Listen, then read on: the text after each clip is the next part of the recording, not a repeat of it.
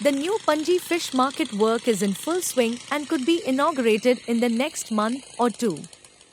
While the work on the plinth is over, the work on shade and the tiling has begun.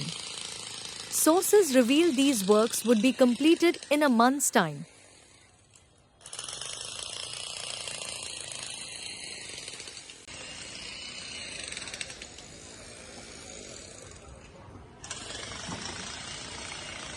The decision to demolish the old municipal market was taken based on a structural stability report prepared by the Government Polytechnic, Panji, which said that the building is not only unsafe but has also outlived its economic life.